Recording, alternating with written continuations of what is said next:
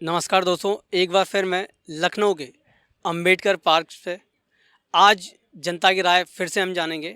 उनकी राय क्या है, इस बार जनता का रुख क्या है और इस बार किसकी सरकार वो बना रहे हैं। क्योंकि जैसे कि आपको पता है अभी जो हमारे साथ कुछ यूथ है उनकी सोच क्या है, ठीक है, उनसे जानते हैं। क्या नाम है सर आपका? मेरा नाम सुशील प्रजापति है अच्छा। और हाँ। मैं एग्ज़ाम मतलब काउंसलिंग के लिए आया था अभी यहाँ जी। पे, तो थोड़ा टाइम मिला तो घूमने आ गए यहाँ पे। जी। जी। तो इस बार किसकी सरकार बना रहे हैं?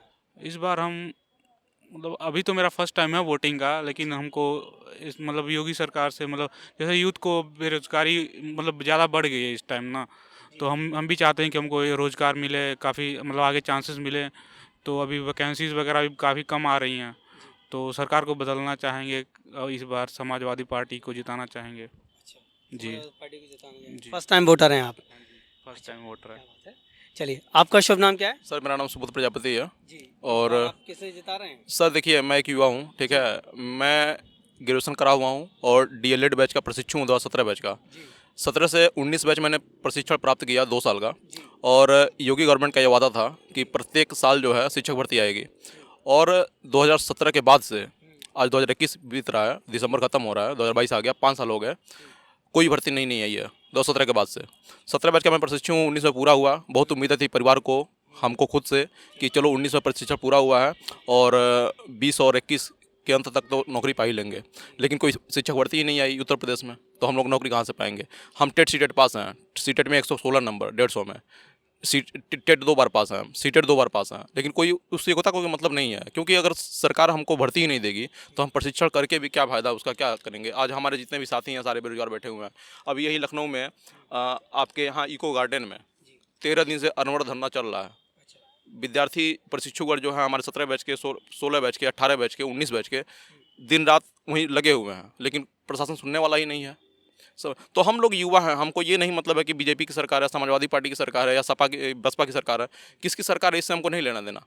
कोई भी सरकार रहेगी अपना वो चलाएगी, मतलब अपना वो सरकार जैसे प्रशासन चलाना है चलाएगी।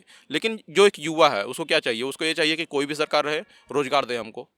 क्योंकि हम पढ़ाई कर रहे हैं, पढ़ाई करके इस उम्र में हम बेरोजगार घूम रहे हैं, तो वो भी योग्यता के साथ घूम रहे हैं। अगर हम ना पढ़े लिखे होते तो भाई अपना कुछ काम धंधा करते। लेकिन आज पढ़ने लिखने के बाद जब हम इस कगार पे पहुंच चुके हैं कि हमको एक बस परीक्षा दिलवा दिया जाए, हम नौकरी के काबिल हैं, हम अपनी काबिलियत सिद्ध करेंगे और नौकरी ले लेंगे, लेकिन वही हमको नहीं मिल रहा है। तो परेशान है, हताश हैं, 3 साल से इंतजार कर रहे हैं, कोई भर्ती हमको देखने को नहीं मिली। और जितने भी हमारे प्रशिक्षु साथी हैं सब परेशान हैं। लेकिन बताइए, अनवरत धरने देने का कोई रिस्पॉन्स ही नहीं है, कोई उसका सॉल्यूशन ही नहीं निकल रहा है, क्या करा जाए। तो अब सरकार किसी की भी बने, मतलब ये हम चाहेंगे कि वो जो भी आए सरकार में वो रोजगार दे। रोजगार जो लेके चलेगा वही हमारा सरकार होगा, युवा का वही सरकार होगा, और जो रोजगार को प्राथमिकता देगा उन्हीं को हम जिताएंगे। जी सर। जैसे कि आपने सुना, यूथ की एक ही डिमांड है कि उनको रोज़गार चाहिए। क्योंकि कुछ लोगों की ये समस्या नहीं है, बहुत से युवा हैं, उनकी एक ही डिमांड है। Please please. जहाँ तक धर्म की बात है, राम मंदिर की आपने बात कहा कि जो बनने को पूरा होने वाला है, चाहे जो भी चीज़ें हैं, तो सर देखिए, हम अगर हमारा पेट भरा रहेगा ना, तभी हम भूखे वजह न होए गोपाला। तो अगर हम रोजगार के थ्रू अपना हम पेट ही नहीं भर पाएंगे तो हम राम मंदिर का करके क्या लेके क्या करेंगे। राम मंदिर बन जाए, कोई भी संस्था मतलब कोई भी मंदिर मस्जिद बन जाए, उससे हमको क्या लेना देना है। एक युवा है, पढ़ लिख ले रहा है और रोजगार नहीं पा रहा है, तो वो क्या करेगा मंदिर का, उससे हमको क्या फ़ायदा हो रहा है। सर ये है कि रोजगार को प्राथमिकता देना चाहिए गवर्नमेंट को, चाहे जो भी हो गवर्नमेंट। आप कहाँ से आए हैं? हम सर महाराजगंज से रहने वाले हैं। और आप? हम भी हैं। अच्छा, जी। चलिए ठीक है। तो उन्होंने अपनी बात बेबाकी से रखी। आइए हम जानते हैं, हमारे साथ एक सज्जन हैं, उनसे पूछते हैं उनकी राय क्या है, इस बार किसकी सरकार आ रही है और किन मुद्दों पे इस बार सरकार आनी चाहिए। क्या नाम है सर आपका? मेरा नाम ए.के. सिंह है। AK सिंह। मैं अभी हमारे जो मित्र हैं, इनकी बातें सुनी। जी। बहुत ही अच्छी बातें इन्होंने कही हैं। जी। एक बार यदि थोड़ा सा विश्लेषण हम पास्ट का करें, पिछले 3 सालों में मैंने अपनी 50 साल की ज़िंदगी में कभी नहीं देखा था कि 6 महीने, साल भर, 2 साल तक सब चीज़ बंद हो जाए। तो लास्ट 3 इयर्स की अभी इन्होंने बात कही, 3 इयर्स में ऐसा अनप्रेसिडेंटेड कभी नहीं देखा था कि सब कुछ बंद हो जाए, सब कुछ। पूरी दुनिया रुक गई 3 सालों में। तो रोज़गार बहुत ज़रूरी है, मेरे भी बच्चे हैं और मैं चाहूँगा कि उनको रोज़गार मिले और सरकार आए रोज़गार दे और तुरंत खोले रोज़गार।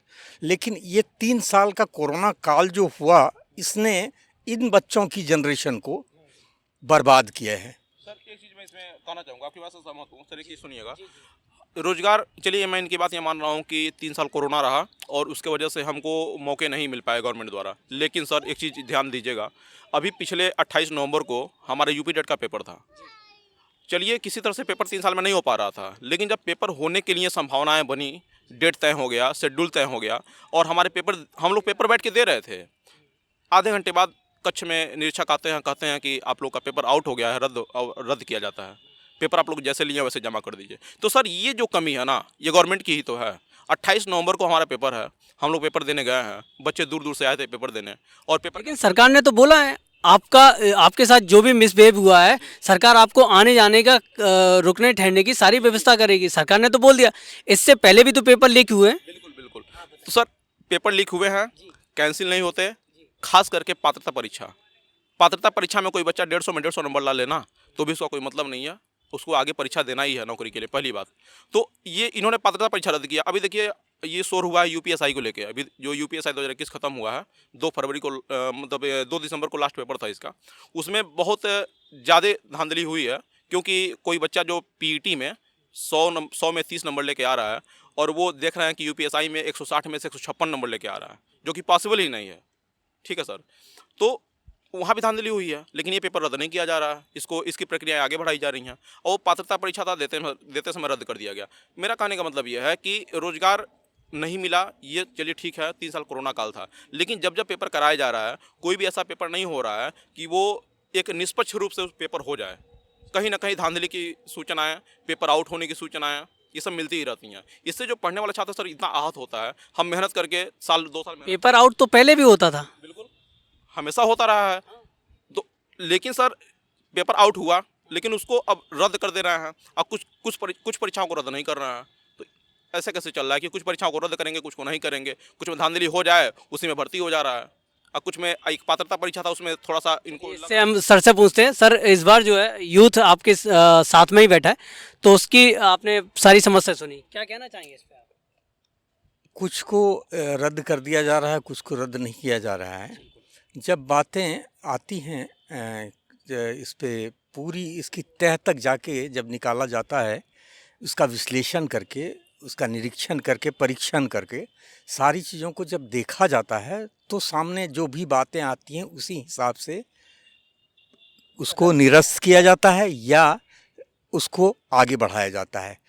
ऐसे आर्बिट्रेरी किसी के हाथ में नहीं है कि वो उसको कर दे। आप हाई कोर्ट में उसको चैलेंज करें, सो आपके पास जुडिशरी है, मजबूत जुडिशरी है इंडिया की, आप उसको चैलेंज कर सकते हैं।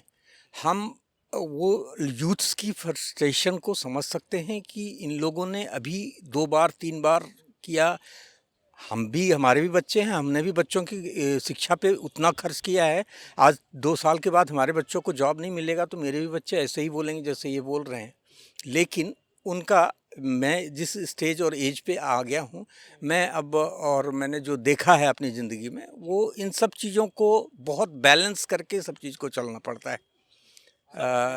तो मैं सुनिए, मैं कह रहा हूँ ऐसा क्यों ना किया तो जाए। ऐसा, हाँ, सर की बात पहले पूरी हो जाने दो। हाँ सर। तो अभी 3 साल से रुकी हुई सब चीज़ जो एकाएक ठप हो गई हो, 3 साल यदि एक गाड़ी को भी खड़ी कर दिया जाए और उसके बाद 3 साल के बाद अगले दिन यदि चलाया जाए तो शायद गाड़ी भी स्टार्ट नहीं होगी। तो अभी जो ये सारे झटके जो आ रहे हैं बच्चों को, ये सब लग रहे हैं।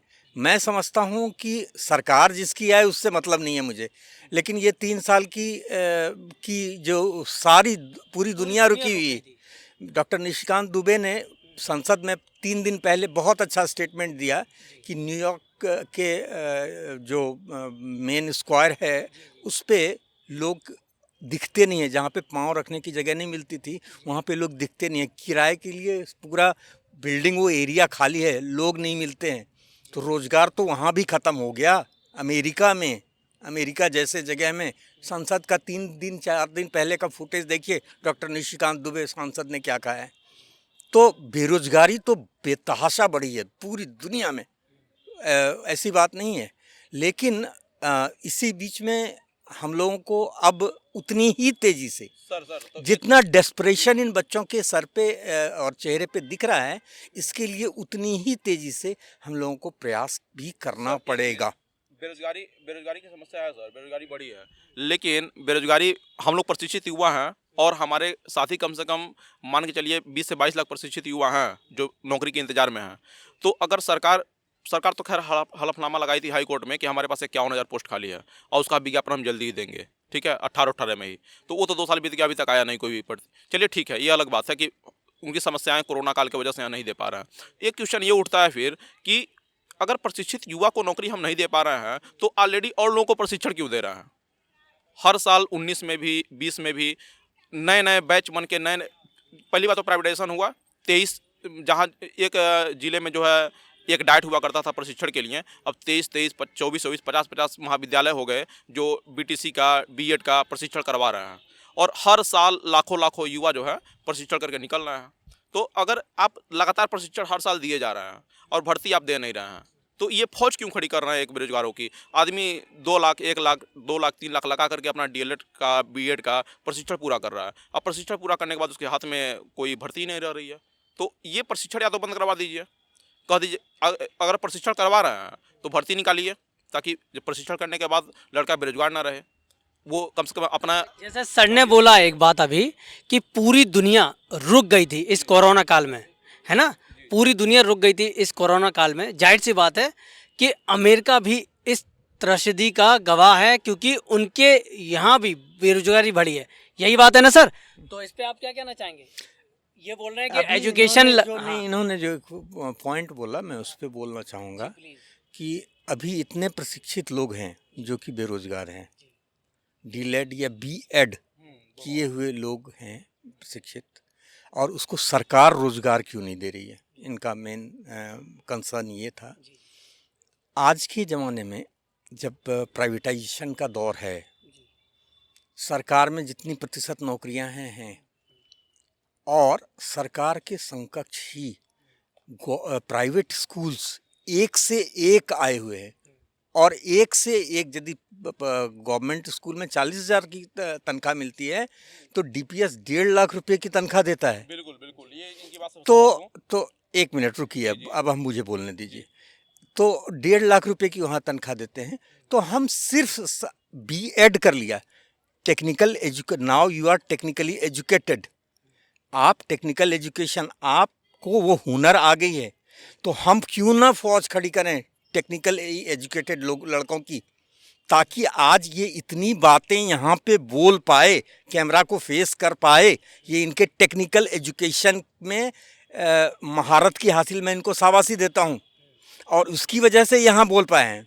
अब रही बात कि जितने को प्रशिक्षण देती है उतने को रोजगार भी दे दे।